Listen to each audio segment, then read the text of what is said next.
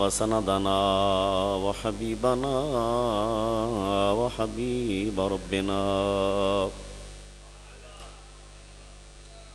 وملجانا وماوانا سيدنا ومولانا محمدا عبده ورسوله أما بعد فأعوذ بالله من الشيطان الرجيم بسم الله الرحمن الرحيم يا أيها الذين آمنوا اتقوا الله وكونوا مع الصادقين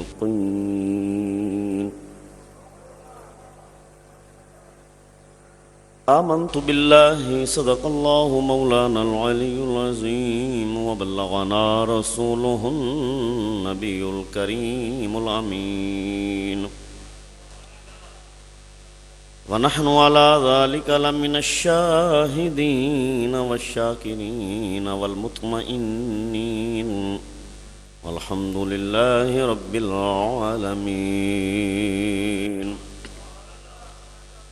إن الله وملائكته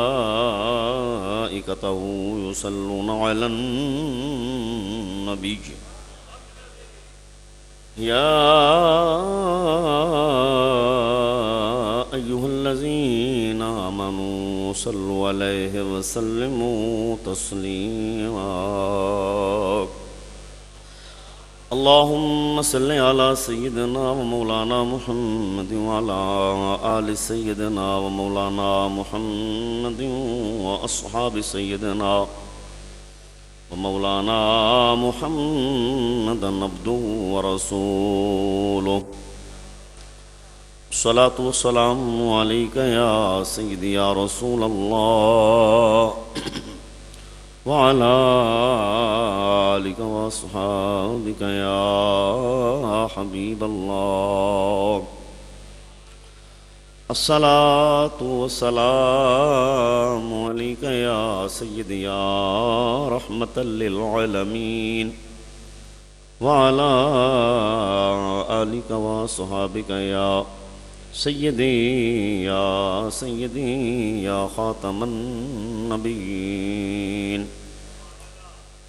بندہ پروردگارم امت احمد نبی دوست دار چار یارم تابع اولاد علی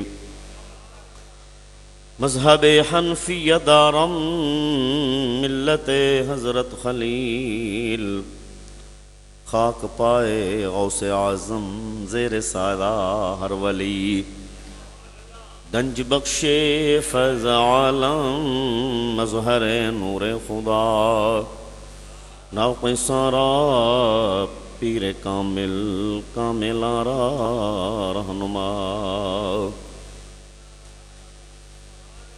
اللہ رب العالمین احکم الحاکمین جل جلالہ و جل شانہ و اتم برہانہ کی حمد و ثنا اور حضور نبی اکرم نور مجسم شفیع معظم احمد مجتبیٰ جناب حضرت محمد مصطفیٰ صلی اللہ تعالی علیہ وآلہ وسلم کی بارگاہ اقدس و انور میں ہدیہ درود و سلام عرض کرنے کے بعد انتہائی واجب الاحترام بزرگوں، دوستوں، عزیزوں، حاضرینوں، سامعین گرامی قدر، السلام علیکم ورحمۃ اللہ وبرکاتہ۔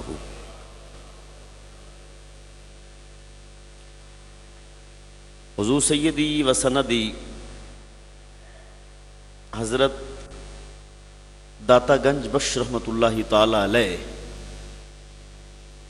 آپ کی مقدس معطر معمبر بارگاہ میں حاضری کا شرف پانے والے خوش نصیب حضرات، پچھلے جمعۃ المبارک کو حضور فیض عالم حضرت داتا صاحب رحمۃ اللہ تعالی علیہ کا 982واں عرس پاک پورے تجھ کو احتشام کے ساتھ اختتام پذیر ہوا، تو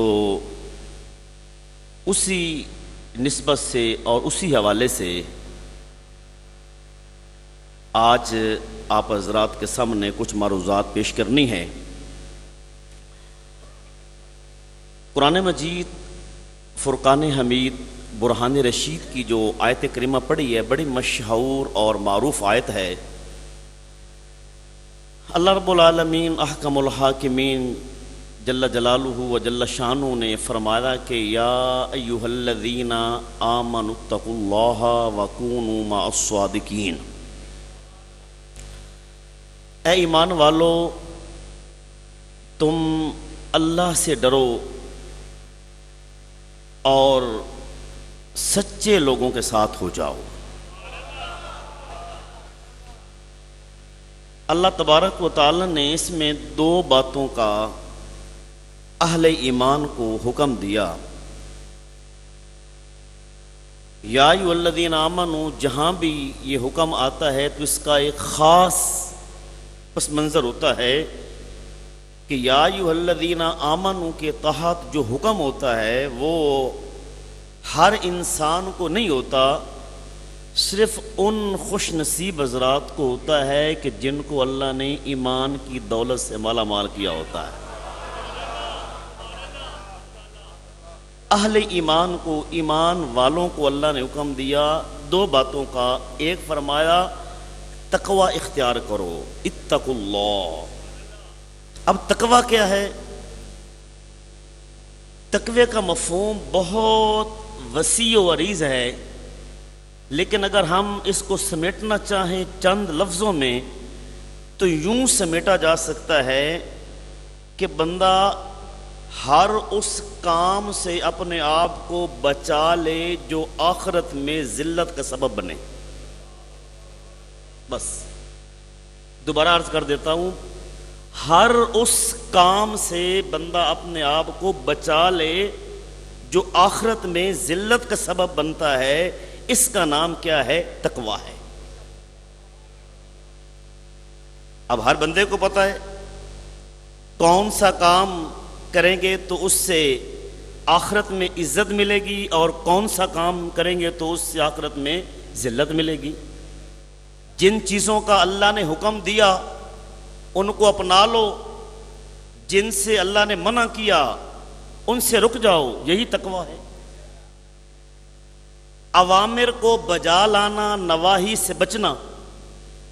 اوامر کہتے ہیں جن چیزوں کا اللہ نے حکم دیا ان پہ عمل کر لینا، اور نواہی جن سے اللہ نے روکا ان سے اپنے آپ کو روک لینا، یہی تقویٰ ہے۔ تو اللہ نے ایک حکم تو یہ فرمایا کہ تقویٰ اختیار کرو، اور دوسرا حکم فرمایا وَكُونُوا مَعَ الصَّادِقِينَ، سچے لوگوں کے ساتھ ہو جاؤ۔ اب اس پر کچھ عرض کرنے سے پہلے میں ایک روایت عرض کرنا چاہتا ہوں۔ نبی کریم صلی اللہ علیہ وآلہ وسلم کے عظیم صحابی، قرآن مجید فرقان حمید کے سب سے پہلے مفسر، جنہوں نے قرآن پاک کی تفسیر لکھی جس کا نام ہے تفسیر ابن عباس، اور یہ ایسے مفسر ہیں کہ جن کو نبی کریم علیہ الصلوۃ والسلام کی نگاہ فیض نے مفسر بنایا ہے۔ حضرت عبداللہ ابن عباس آپ فرماتے ہیں لِكُلِّ شَيْءٍ مَعْدَنٌ وَمَعْدَنُ التَّقْوَى قُلُوبُ الصَّالِحِينَ۔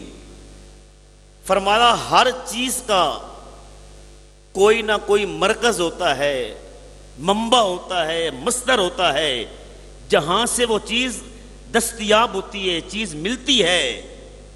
تو فرمایا سنو، تقوی کا مرکز، تقوی کا مصدر اور تقوی کا منبع، تقوی کا خزانہ کہاں ہے؟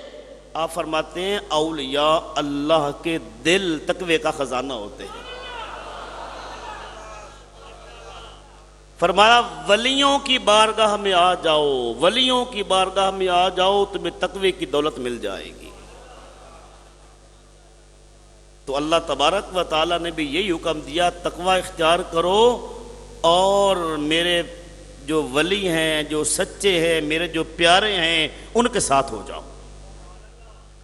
تو الحمدللہ رب العالمین، ہم اس حوالے سے خوش نصیب ہیں اہل سنت و جماعت کہ اللہ تبارک و تعالیٰ نے جو حکم دیا تقوی اختیار کرو اور سچوں کے ساتھ ہو جاؤ، تو ہم نے اپنے نسبتیں اللہ کے ولیوں کے ساتھ کر لی ہوئی ہیں۔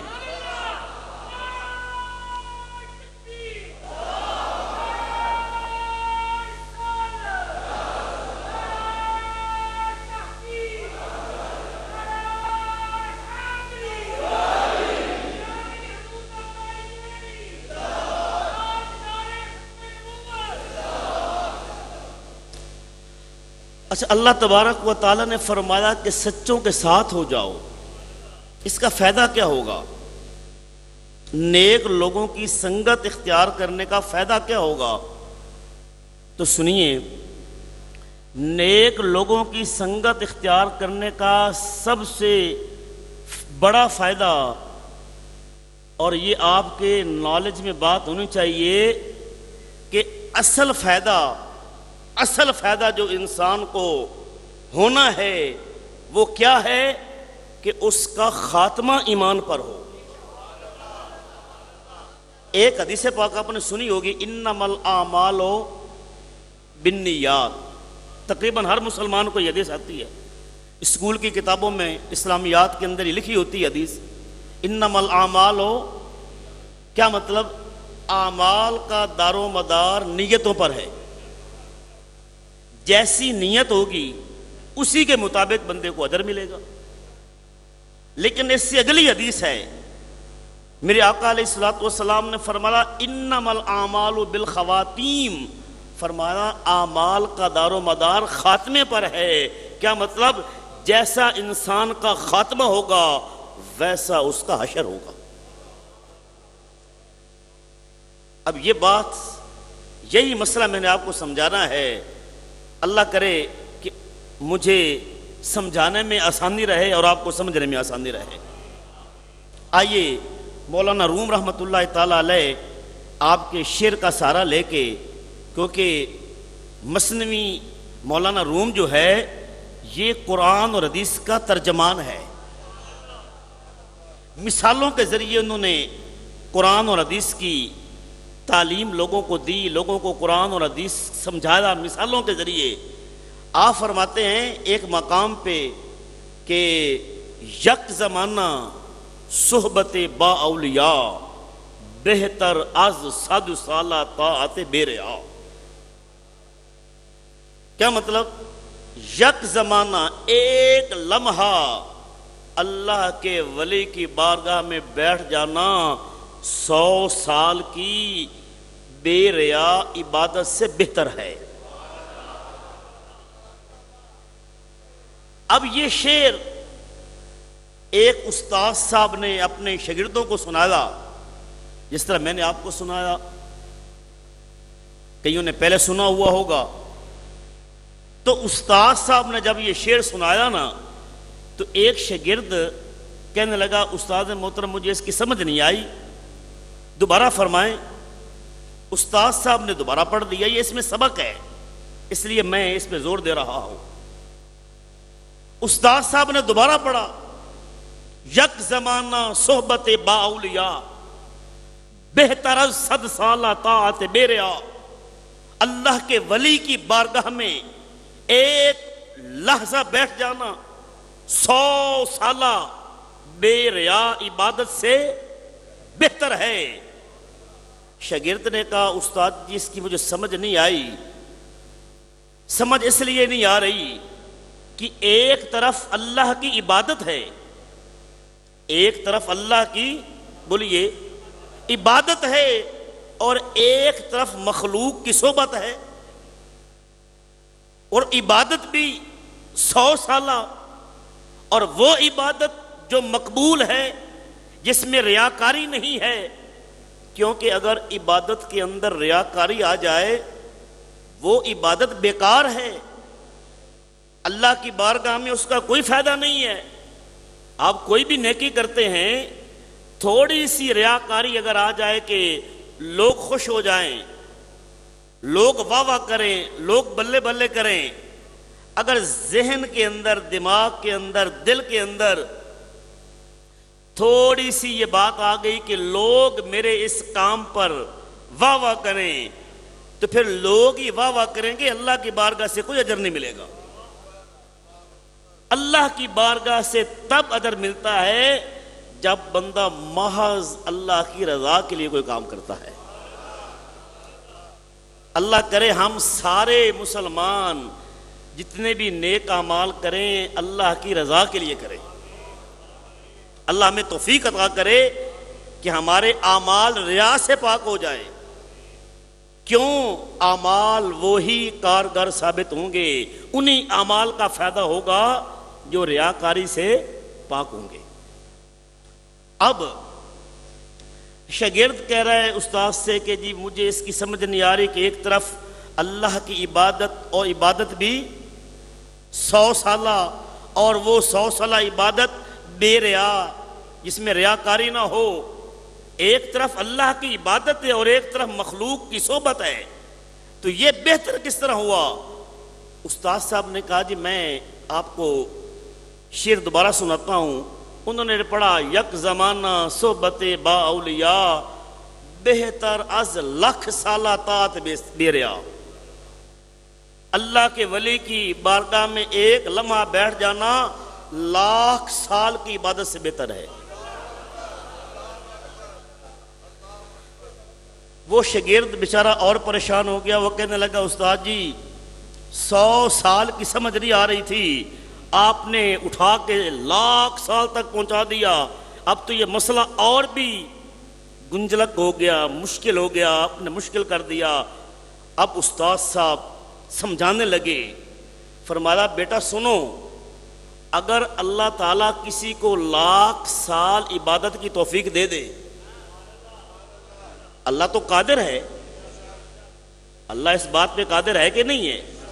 اللہ کسی کو اتنی عمر دے، وہ 1,00,000 سال اللہ کی عبادت کرے۔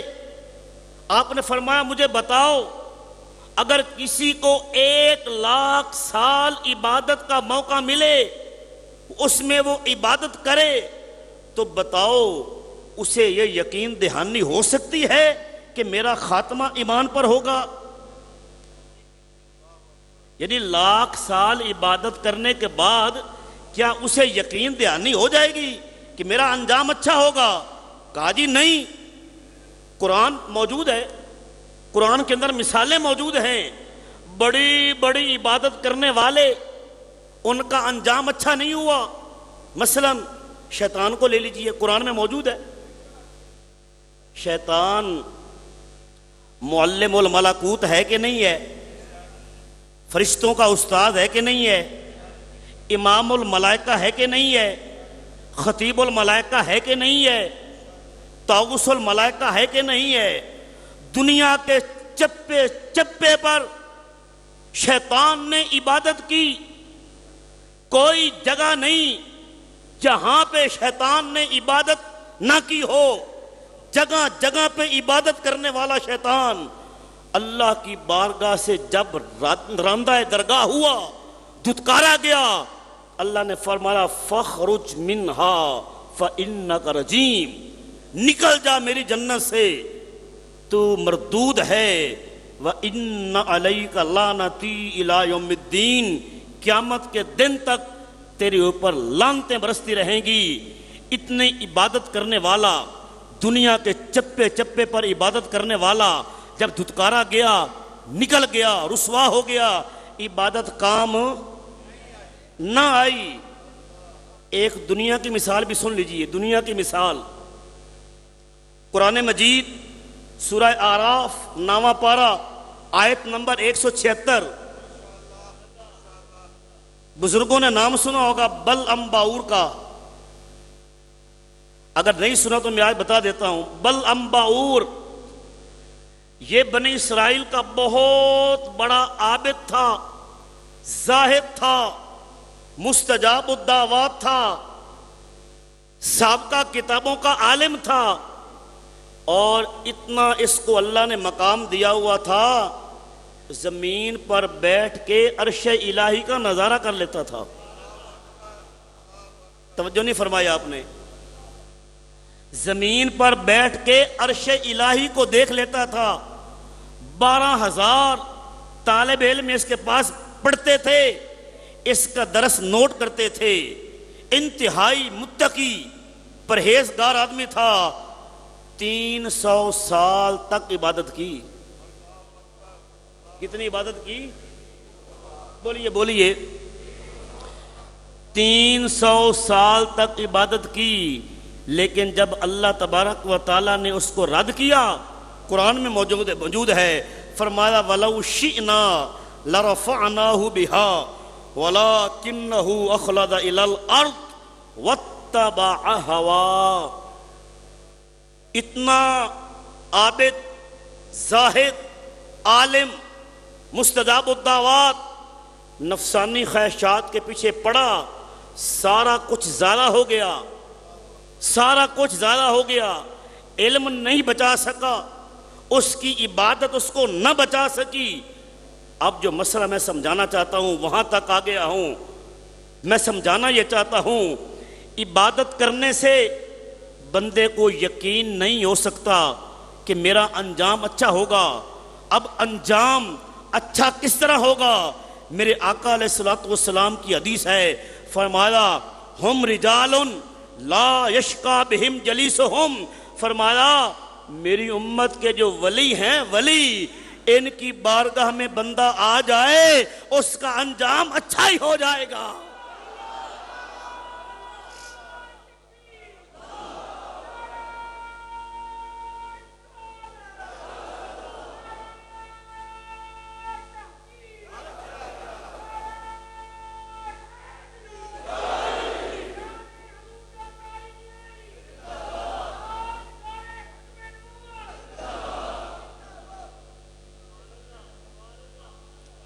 میرے نبی علیہ الصلوۃ والسلام نے اپنی امت کو، قیامت تک آنے والی امت کے ہر فرد کو بتا دیا، میرے امتیوں، اپنا انجام اچھا کرنا چاہتے ہو، اگر تم چاہتے ہو تمہارا آخر اچھا ہو، انجام اچھا ہو، خاتمہ ایمان پر ہو، انما الاعمال بالخواتیم، اعمال کا دار و مدار خاتمے پر ہے۔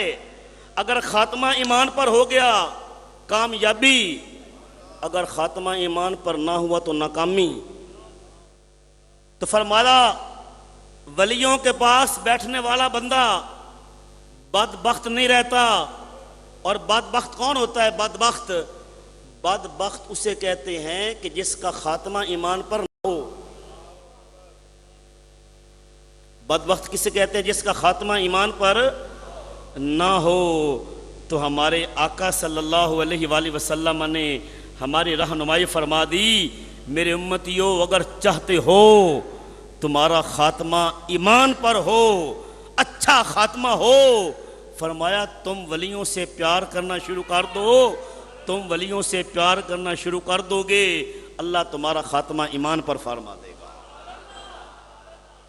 اور پھر اگلی بات سنو، مت کسی کے ذہن میں یہ بات جائے کہ جی ولی جب تک ظاہری طور پر زندہ ہوتے ہیں تب تو بندہ ان کے پاس جائے، سمجھ آتی ہے کہ وہ ہاتھ اٹھائیں گے، دعا کریں گے، ٹھیک ہے، مسئلہ سمجھ آتا ہے، لیکن جب اللہ کا ولی قبر میں چلا جائے، ٹھیک ہے، اپنے مزار میں پہنچ جائے، تو کیا مزار میں جانے کے بعد بھی یہ سلسلہ جاری رہتا ہے یا یہ سلسلہ رک جاتا ہے؟ اس کا جواب سنیے۔ بزرگ فرماتے ہیں جب اللہ کا ولی اپنے مزار میں چلا جائے اس کے فیض کا سلسلہ رک نہیں جاتا، پہلے سے 10 گنا بڑھ جاتا ہے۔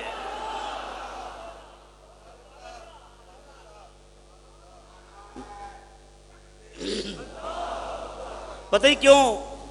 وجہ کیا ہے میں بتاتا ہوں آپ کو۔ اللہ کا ولی اپنی قبر میں بھی زندہ ہوتا ہے۔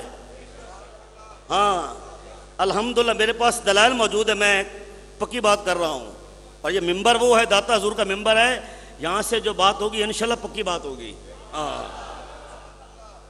اللہ کے ولی اپنی قبروں میں زندہ ہوتے ہیں، اللہ کے ولی اپنی قبروں میں زندہ ہوتے ہیں، اور فیض کا سلسلہ بڑھ جاتا ہے۔ کیوں بڑھتا ہے؟ اللہ اکبر۔ اس لیے جب وہ ظاہری طور پر زندہ ہوتے ہیں نا جی، کبھی کوئی ادھر سے آتا ہے، کوئی ادھر سے آتا ہے، کبھی کدھر توجہ کبھی کدھر توجہ، لیکن جب وہ اپنے مزار میں چلے جاتے ہیں ان کی ساری توجہ اپنے رب کی بارگاہ میں ہو جاتی ہے۔ جب ساری توجہ اپنے رب کی بارگاہ میں ہو جاتی ہے تو پھر فیض کا سلسلہ پہلے سے کئی گنا بڑھ جاتا ہے۔ اب سنیے ذرا کہ ولیوں کے پاس ان کے مزارات پہ جانا اور جا کر فیض حاصل کرنا، اس کی اصل کیا ہے؟ سب سے پہلی بات تو یہ ہے کہ میرے آقا صلی اللہ علیہ وآلہ وسلم کی حدیث ہے، فرمایا کنتو نہیتکم عن زیارت القبور فزوروہا، فرمایا تمہیں میں روکتا تھا، منع کرتا تھا کہ قبروں پر نہ جاؤ، فرمایا اب تمہیں حکم دیتا ہوں تم قبروں پہ جایا کرو۔ ایک تو یہ نبی علیہ السلام کا حکم ہو گیا، پھر ہم سب کی اماں جان حضرت سیدہ طیبہ طاہرہ سیدہ عائشہ صدیقہ رضی اللہ تعالیٰ عنہ، آپ فرماتے ہیں کہ جب نبی کریم علیہ السلام میرے گھر میں تشریف فرما ہوتے، سرکار جب میرے پاس اپنا ٹائم گزارتے تو فرمایا رات کے آخری حصے میں اٹھ کے سرکار جنت البقیع میں تشریف لے جایا کرتے۔ تو قبروں پر جانا تو یہ نبی پاک علیہ السلام کی سنت ہے۔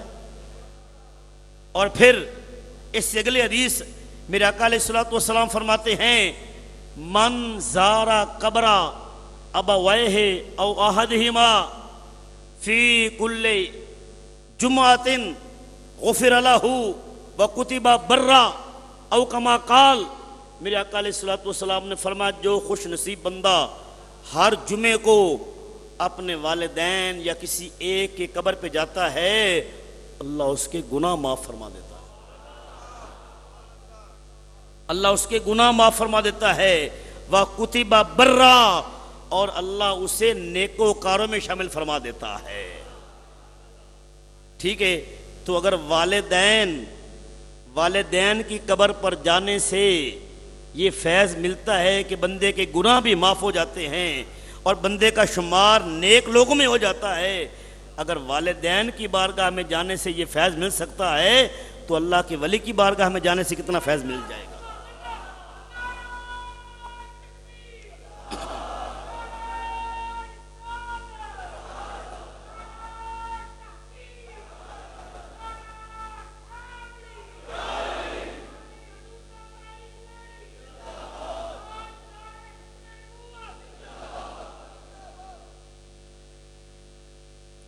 حضرت جامی رحمۃ اللہ تعالی علیہ نے ایک بات ذکر کی ہے، یہ عبد الرحمن جامی وہ ہستی ہیں جن کی کتابیں پڑھ کے لوگ عالم بنتے ہیں۔ یہ درس نظامی کا کورس جو 10 سالہ کورس ہے، اس میں علم نحو پر معتبر ترین کتاب فوائد ضیائیہ، اس کتاب کا نام ہے، معروف ہے شرح ملا جامی، وہ کتاب پڑھ کے لوگ عالم بنتے ہیں۔ وہ مولانا جامی رحمۃ اللہ تعالی علیہ اپنی ایک اور کتاب نفحات الانس میں لکھتے ہیں، آپ فرماتے ہیں کہ ایک بزرگ جن کا نام حضرت ذوالنون مصری، کیا نام ہے؟ بولیے حضرت ذوالنون مصری رحمت اللہ تعالی علیہ، ان کا بڑا شہرت تھا، بڑی شہرت تھی۔ تو ایک بزرگ جن کا نام شیخ ابو الحارث رحمت اللہ تعالی علیہ، وہ ان کے پاس آئے کچھ سوالات لے کر کہ یہ میرے سوالات ہیں، ان کا جواب چاہیے۔ خدا کی قدرت، شیخ ابو الحارث جس وقت پہنچے مصر کے اندر تو حضرت ذوالنون مصری رحمۃ اللہ تعالی علیہ کا ایک دن پہلے وصال ہو چکا ہے۔ وہ سوالات لے کے آئے کہ میں جا کے ان سے سوال کروں گا، اپنی مشکل پیش کروں گا، مشکل حل کریں گے، لیکن ادھر پہنچے پتہ چلا جناب ایک دن پہلے ان کا وصال ہو گیا ہے۔ اب لکھنے والے کون ہیں؟ مولانا جامی، کتاب کا نام ہے نفحات الانس، اس کے اندر یہ واقعہ موجود ہے کہ شیخ ابو الحارث ان کی قبر پر تشریف لے گئے۔ جس وقت قبر پر پہنچے وہاں مراقبہ کیا، مراقبہ کرنے کے بعد آپ کو اونگ آئی، اونگ میں چلے گئے، اور اونگ میں جب نیند کا غلبہ ہوا تو حضرت ذوالنون مصری رحمۃ اللہ تعالی علیہ خواب میں تشریف لائے، اور جتنے سوالات ان کے ذہن میں تھے سارے سوالوں کے جواب ان کو عطا فرما دے۔ جو سوالات لے گئے تھے کہ میں نے یہ سوالات ان سے پوچھنے ہیں، انہوں نے خواب میں آ کر، اچھا کہاں تھے بھلا؟ وہ قبر میں تھے۔ کہاں تھے؟ قبر میں تھے، اور قبر کے اندر بیٹھ کے رہنمائی کر رہے ہیں، حاجت روائی کر رہے ہیں، مشکل کشائی کر رہے ہیں۔ عقیدہ کیا ملا؟ مولانا جامی ہمیں کیا عقیدہ دے رہے ہیں؟ کہا اللہ کے ولیوں کی بارگاہ میں جاؤ، وہ زندہ ہوں ظاہری طور پر پھر بھی فائدہ دیتے ہیں، وہ قبر میں تشریف لے جائیں پھر بھی فائدہ دیتے ہیں۔ آپ نے نام سنا ہوگا امام بخاری رحمۃ اللہ تعالی علیہ کا۔ اچھا کس کس نے نام سنا ہے؟ امام بخاری۔ کئی لوگوں سے بات کریں نا، وہ کہتے ہیں جی بخاری کا حوالہ دو، کیا یہ بخاری میں لکھا ہے؟ یہ حدیث پاک کی کتاب ہے، اور اس کتاب کے بارے میں پوری امت کا عقیدہ ہے اللہ کے قرآن کے بعد سب سے معتبر ترین جو کتاب ہے اس کتاب کا نام بخاری شریف ہے۔ کتاب اللہ کے بعد، قرآن مجید کے بعد سب سے معتبر جو کتاب ہے اس کا نام کیا ہے؟ بولیے بولیے، کیا نام ہے؟ بخاری شریف۔ لکھنے والے امام بخاری ہیں، اور حضرت امام بخاری نے جن کو اپنا امام مانا ہے وہ حضرت امام شافعی رحمۃ اللہ تعالی علیہ۔ کون ہے حضرت امام؟ اور سیاستہ، پوری سیاستہ یعنی 6 حدیث کی بڑی کتابیں، ویسے تو بہت زیادہ کتابیں ہیں لیکن جو مشہور ہیں ان کو سیاستہ کہا جاتا ہے۔ وہ جو سیاستہ کے مصنفین ہیں سارے حضرت امام شافعی رحمۃ اللہ علیہ کو اپنا امام مانتے ہیں۔ اب وہ امام شافعی رحمۃ اللہ تعالی علیہ کیا فرماتے ہیں؟ فرماتے ہیں مجھے جب بھی کوئی مشکل پیش آتی تھی میں حضرت امام اعظم ابو حنیفہ رحمۃ اللہ تعالی علیہ آپ کی قبر پہ جاتا، وہاں جا کے 2 رکعت نفل پڑھتا اور قبر کے پاس دعا کرتا، اللہ میری مشکل حل فرما دیتا۔ یہ حضرت امام شافعی، اور اس بات کو لکھا کس نے ہے یہ میں کتابوں کے حوالے اس لیے دے رہا ہوں، فی زمانہ لوگ کہہ دیتے ہیں جی ویسے بات کر دی ہے۔ اب یہ جو بات میں نے عرض کی امام شافعی رحمۃ اللہ تعالی علیہ کی، یہ لکھنے والے ہیں علامہ ابن عابدین شامی، اپنی کتاب رد المحتار میں، جس کتاب کو دیکھ کے مفتی صاحب فتویٰ دیتے ہیں۔ لوگ جاتے ہیں دارالافتاء میں کہ جی ہمارا یہ مسئلہ ہے اس پہ فتویٰ چاہیے، تو فتوے کی بڑی کتاب جس کتاب کو سامنے رکھ کے فتویٰ دیا جاتا ہے اس کتاب کے اندر یہ واقعہ موجود ہے کہ حضرت امام شافعی رحمۃ اللہ تعالی علیہ آپ فرماتے ہیں انی لاتبرأ بے قبر ابی حنیفہ، میں حضرت امام اعظم ابو حنیفہ رحمۃ اللہ تعالی علیہ کی قبر انور سے برکت حاصل کیا کرتا تھا۔ شاید کہ آپ کو ان باتوں کی سمجھ آ جائے، اور پھر جب ہم حضرت داتا صاحب رحمۃ اللہ تعالی علیہ کی کشف المعجوب شریف کو کھولتے ہیں تو داتا صاحب رحمۃ اللہ تعالی علیہ آپ بھی یہی مسئلہ لکھتے ہیں. آپ فرماتے ہیں مجھے بھی جب کوئی مسئلہ سمجھ نہیں آتا تھا، مجھے جب کوئی مشکل آتی تھی، میں حضرت بایزید بستامی رحمت اللہ تعالی علیہ کی قبر پہ جاتا تھا، اللہ میری مشکل کو حل فرما دیتا تھا. اچھا، یہ اتنی باتیں میں نے آپ کے سامنے کی ہیں، ان کا کوئی مقصد ہے؟ مقصد صرف یہ ہے، یہ بتانا مقصود ہے کہ اللہ کے ولی اگر ظاہری طور پر موجود ہوں پھر بھی فیض جاری رہتا ہے، اللہ کے ولی اپنی قبر میں چلے جائیں پھر بھی فیض جاری رہتا ہے. حضرت داتا گنج بخش رحمت اللہ تعالی علیہ آپ کی بارگاہ سے کس نے فیض پایا؟ اللہ اکبر. آپ کے مزار پر انوار پر آ کے کس ہستی نے آپ کے اس خوبصورت مزار سے اور آپ کی بارگاہ سے فیض پایا؟ اور ان میں ایک بڑی ہستی حضرت خواجہ معین الدین چشتی اجمیری رحمت اللہ تعالی علیہ کی ہے کہ جس وقت خواجہ معین الدین چشتی اجمیری رحمت اللہ تعالی علیہ مدینہ شریف سے ہندوستان جا رہے تھے تو آپ نے جس راستے کو اختیار کیا تھا وہ راستہ لاہور والا راستہ تھا. یہاں حضرت خواجہ معین الدین رحمت اللہ تعالی علیہ رکے، داتا حضور کی بارگاہ میں حاضری پیش کی، اور یہاں جو انوار و تجلیات کی بارش اپنی آنکھوں سے دیکھی، پھر 40 دن تک داتا حضور کی بارگاہ میں چلہ کش ہو گئے. 40 دن تک حضور فیض عالم کی بارگاہ میں آپ کی قبر انور پر بیٹھ کے، قبر انور کے پاس بیٹھ کے حضور سے فیض حاصل کرتے رہے. اور جس وقت جانے لگے 40 دن میں جو کچھ دیکھا تھا، جو کچھ ملاحظہ کیا تھا، 40 دنوں میں ایک شعر میں کہہ کے روانہ ہو گئے. شعر کیا تھا؟ گنج بخش فیض عالم مظہر نور خدا. داتا صاحب تھوڑا نہیں دیتے، لینے والا ہو، لینے کی صلاحیت ہو. خواجہ صاحب فرماتے ہیں داتا صاحب خزانے ہی دے دیتے ہیں. گنج کہتے ہیں خزانے کو.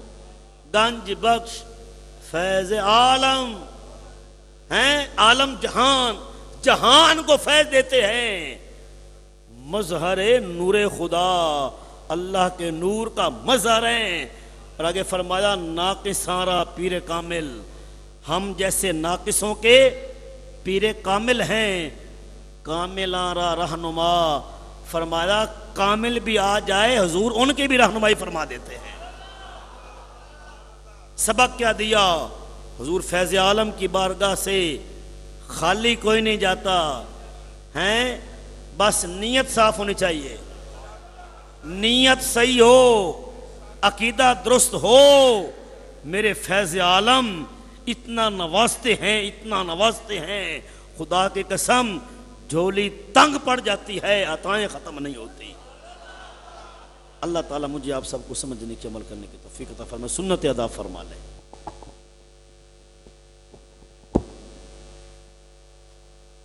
اللہ اکبر، اللہ اکبر، اللہ اکبر، اللہ اکبر. اشہد ان لا الہ الا اللہ،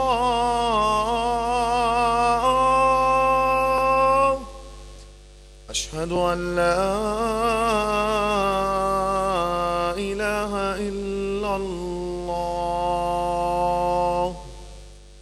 أشهد أن محمدا رسول الله،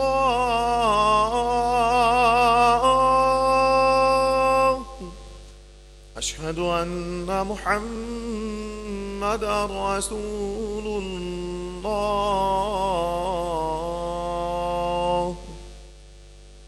حي على الصلاة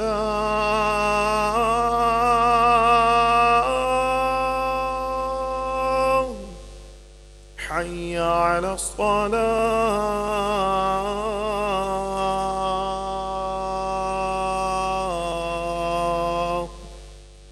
حي على الفلاح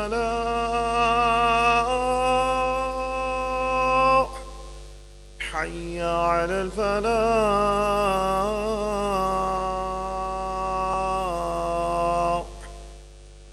الله أكبر الله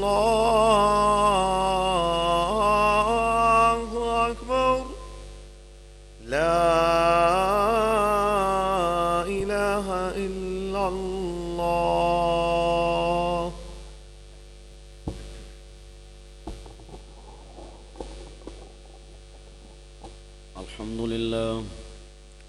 الحمد لله نحمده ونستعينه ونستغفره ونؤمن به ونتوكل عليه ونعوذ بالله من شرور أنفسنا ومن سيئات أعمالنا من يهده الله فلا مضل له ومن يضلله فلا هادي له ونشهد أن لا إله إلا الله وحده لا شريك له ونشهد أن سيدنا ومولانا محمدا عبده ورسوله قال الله تبارك وتعالى في كلامه المجيد يا أيها الذين آمنوا اتقوا الله وكونوا مع الصادقين.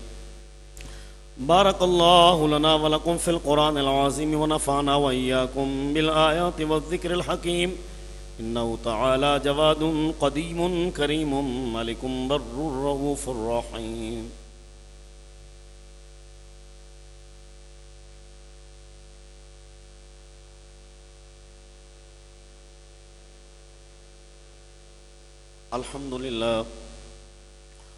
الحمد لله الذي جعل يوم الجمعة سيد الأيام ولا نعبد ولا نستعين إلا إياه وهو الذي فرض صلاة الجمعة بقوله تعالى إذا نودي للصلاة من يوم الجمعة فاسعوا إلى ذكر الله والصلاة والسلام على خير الأنام وعلى آله وصحابه الكرام خصوصا على أفضل البشر بعد الأنبياء بالتحقيق أمير المؤمنين أبي بكر الصديق رضي الله تعالى عنه وعلى الناطق بالصدق والصواب أمير المؤمنين عمر بن الخطاب رضي الله تعالى عنه وعلى أمير المؤمنين عثمان بن عفان رضي الله تعالى عنه وعلى أسد الله الغالب أمير المؤمنين علي بن أبي طالب كرم الله تعالى وجهه الكريم وعلى الإمامين الهمامين السعيدين الشهيدين أبي محمد الحسن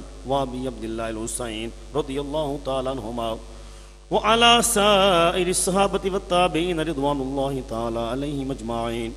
إن الله يأمر بالعدل والإحسان وإيتاء ذي القربى وينهى عن الفحشاء والمنكر والبغي يعظكم لعلكم تذكرون. ولذكر الله تعالى أعلى وأولى وعز وجل وهم وأعظم وأكبر والله يعلم ما تصنعون.